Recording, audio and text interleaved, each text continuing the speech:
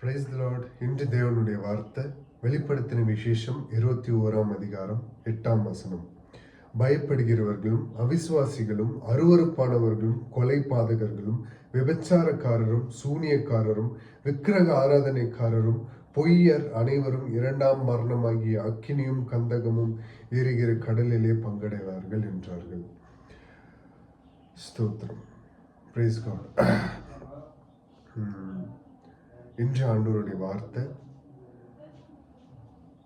2ஆம் மரணமாகிய அக்கினியும் கந்தகமும் எரிகிற நரகத்திலே பங்கடைகிறவர்கள் யார் அப்படின்னா, பயப்படுகிறவர்கள், அவிசுவாசம் இல்லாதவர்கள், அருவருப்பானவர்கள், கொலைபாதகர்கள், விபச்சாரக்காரர்கள், சூனியக்காரர்கள், விக்கிரக ஆராதனைக்காரர்கள், பொய்யர்கள் எல்லாருமே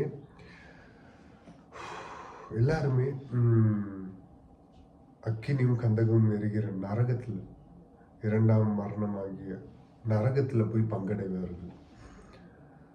யார் ஆண்டவரோடு நம்ம இந்த உலகத்துல வாழ்ந்து யார் ஆண்டவரோடு கூட இருப்பா? அவருடைய சத்தியத்தின்படி நடந்து பரிசுத்தமா தன்னுடைய ஜீவனை காத்துக் கொள்கிறவங்க ஆண்டவர் இடத்துல போய் அடைவாங்க. நம்ம வாழும் நாட்களில் எப்படியோ ஜாலியாக வாழலாம். என்ன மக நீ இந்த மாதிரி தம் அடிக்க மாட்டேன்ற, தண்ணி அடிக்க மாட்டேன்ற, ஃப்ரெண்ட்ஸ் கூட சேர்ந்து அங்கே வர மாட்டேன்ற, இங்கே வர மாட்டேன்ற, அப்படி இப்படின்னு சொல்லுவாங்க. இங்கே நீங்கள் ஜாலியாக வாழ்ந்துட்டீங்கன்னா நித்தியமாக 2ஆம் மரணம் நரகம் அக்கினியும் கந்தகமும் எரிகிற நரகத்தில் யோசிச்சு பாருங்களேன். உங்கள் சரீரம் இப்போவே நீங்கள் கேண்டில் ஏதாவது சும்மா கையை வச்சு எரிகிற கேண்டில் ஏதாவது சும்மா விரலை வச்சிங்கன்னா அவ்வளோ சுடும்.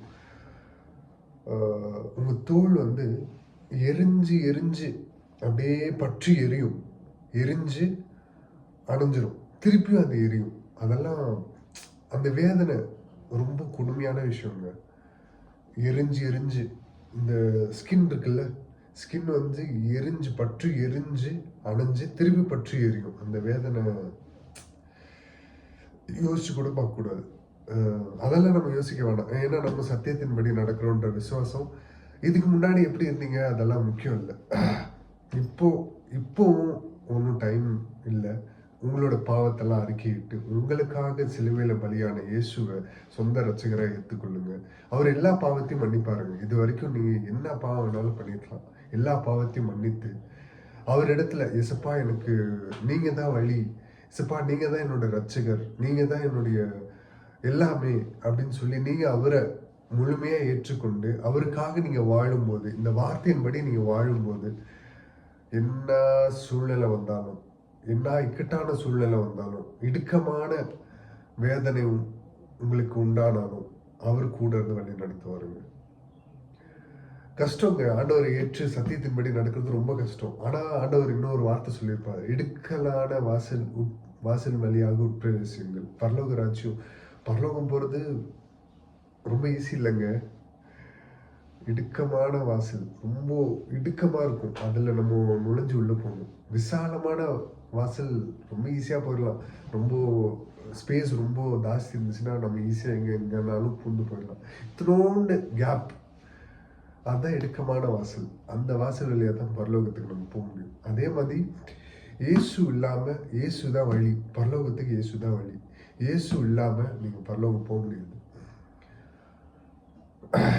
இந்த சத்தியத்தை அறிஞ்சு சத்தியத்தின்படி நடக்க இன்று நம்ம அர்ப்பணிப்போம்.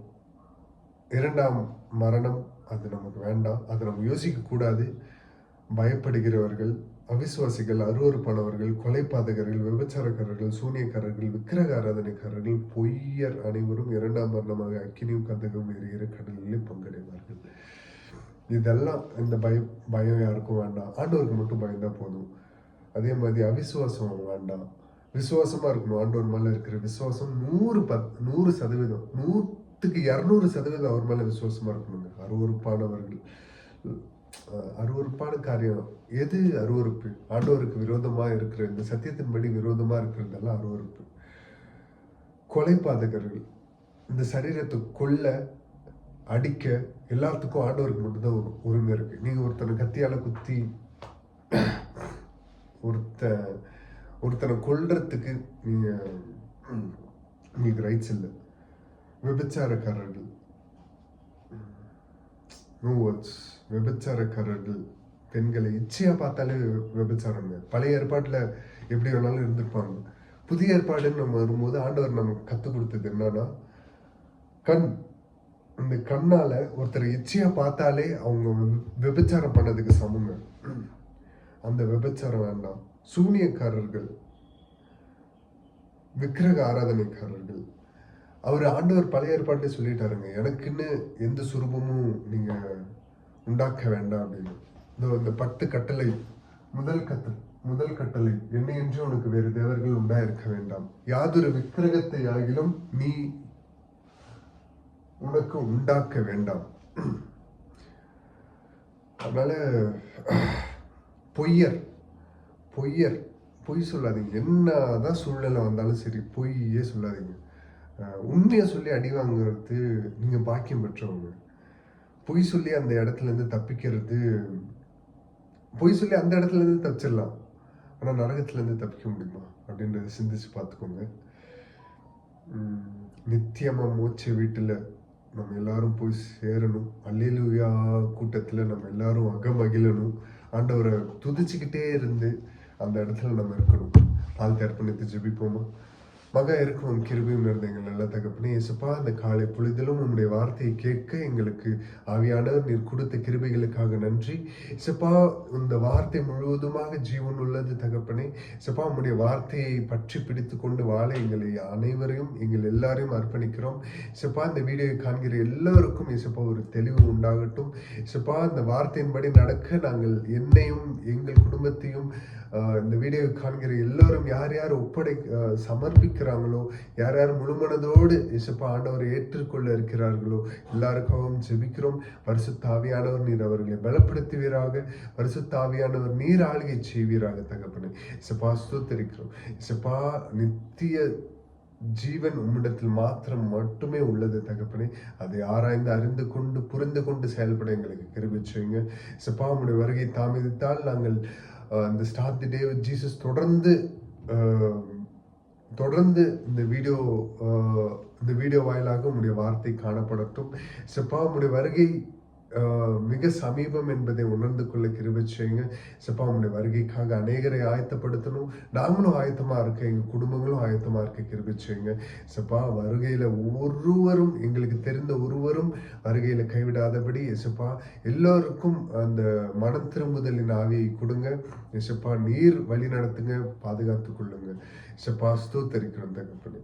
செப்பா, நீர் ஒருவர் மாத்திரம் பெருகணும், நாங்கள் செருகணும். எல்லா துதியும் எல்லா கணமும் ஒருவருக்கு மாத்திரம் செலுத்தி தாழ்த்தி அர்ப்பணித்து ஜெபிக்கிறோம். மீட்பெரும் ரட்சகருமாக இயேசு கிறிஸ்துவ நாமத்தில் கேட்கிறோம் எங்கள் ஜீவனுள்ள எங்கள் நல்ல பிதாவே. ஆமென். Praise the Lord.